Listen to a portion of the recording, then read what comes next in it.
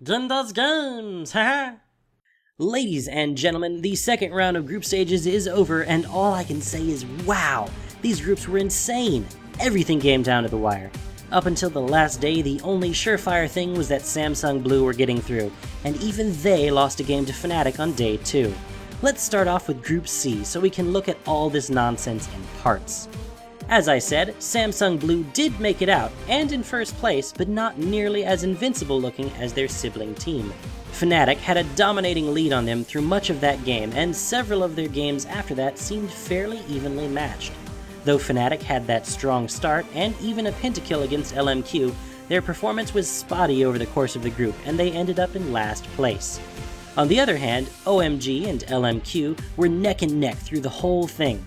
They were both 2-3 when they met for their final game on Sunday. Though LMQ put up a solid fight and stomped them on day 1, the Chinese team did their homework and took out LMQ by heavily focusing down Ackerman. Just like in Group A, we have a Korean Samsung team and a Chinese team advancing to the quarterfinals. Meanwhile, in Group D, I'm glad I called these guys the Chaos, cause dang, these games were crazy. Until the last day, I had no idea who was going through. Even the wildcard team stepped it up. Kaboom had solid performances as solo laners, but generally lacked team play, as everyone expected. But on the last day, their strong laning phases amounted to a big enough lead that they actually beat Alliance. The Brazilian wildcards beat the #1 seeded European team. Good for you guys. And frankly, I'm glad they did. If they hadn't won, we would have had a 3-way tie between Najin White Shield, Cloud9, and Alliance, all with a 4-2 record. We would have had at least 3 more tiebreaker games. As it stood, we still had one tiebreaker game between Najin White Shield and Cloud9. Both are heading to the quarterfinals, but Shield won the tiebreaker, so they will be facing OMG this week instead of Samsung Blue. Earlier in the day, they did beat Shield though in a regular game, making this the first time in a very long time that an American team has beaten a Korean team. They'll have to pull that off again later this week if they want to advance, but we'll return to that topic in a bit.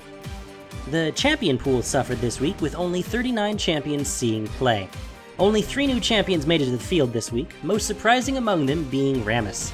Alliance used the Armadillo to great effect with some heavy ganks and lots of map pressure. I have to apologize, by the way. Last week I said Aatrox was a common European pick. I was mistaken.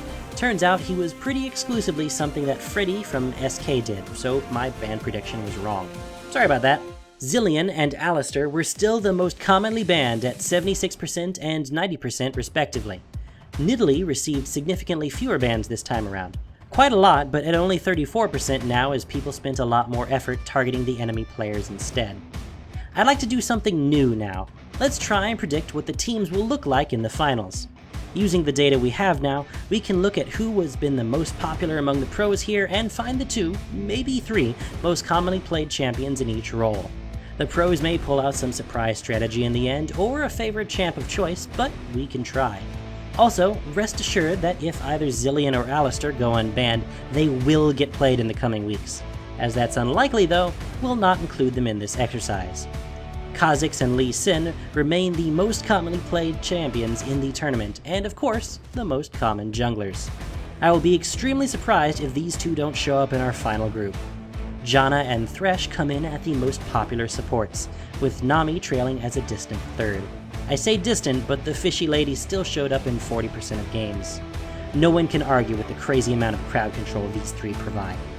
Top of the marksman food chain is still dominated by Lucian and Tristana, as it has been for a few months now. In top lane, we'll most likely find Ryze and Maokai, with Rumble in a close 3rd place. It's been a big surprise to see the little Yordle this tournament, but he's a nice contrast to the late game super tanks that the other 2 are. In mid, we have a much more diverse group, with lower numbers all around, but we find Orianna and Zed taking the top of the list. Not too surprising to see the Season 2 and 3 champion mids taking these spots. Yasuo, however, follows close behind Zed by just 1 game, and I wouldn't be surprised to see him either. Now, this week we will see the quarterfinals begin on Friday in Busan, Korea. 8 teams will enter and 4 will leave. Rather than the semi-random matching schedules of the last 2 weeks, we will have 1 best-of-5 series each day, eliminating 1 team at a time. On Friday, we will see Samsung White take on Team Solo Mid. On Saturday, we'll have Samsung Blue versus Cloud9. On Sunday, Starhorn Royal Club faces off against Edward Gaming. And on Monday, Najin White Shield will fight OMG. I like to talk on those first two together as we've effectively got the same underdog matchup going on here. Everyone expects the Korean teams to be technically better than the American ones. If either American team is to win, I expect it will be Cloud9. They appear to have vastly improved since last year, and their boot camping in Korea these past few weeks has done them tons of good. They beat Najin White Shield once in the groups, and Blue showed themselves to have a somewhat worse time against Western styles than White. Now, TSM, on the other hand, has had nearly 2 weeks to prepare themselves for this best of 5. If they show up with the right mentality, and maybe some of White gets sick, they could win the match, but honestly, I don't like their chances. Starhorn Royal Club versus Edward Gaming is a very straightforward match. They're from the same league and we're already playing each other constantly. Royal Club has won the majority of their games together, so we can probably expect the same here. Najin White Shield versus OMG is probably the most even match on the list. While the analysts would typically give this one to Shield simply because they're Korean, Shield has had a fairly weak showing here compared to their compatriots. If OMG can step up their warding game so they can keep tabs where Shield is rotating to, they might just win this, and I'll give my support to them. And so, with the group stages complete, this is the quarterfinals, ready to begin this week in South Korea. We're well on our way to the end of this tournament. I told you who I think is going to make it through to the next round. What about you? Let me know in the comments what you think. Till next time, I've been Gin, and you've been watching me talk about a video game.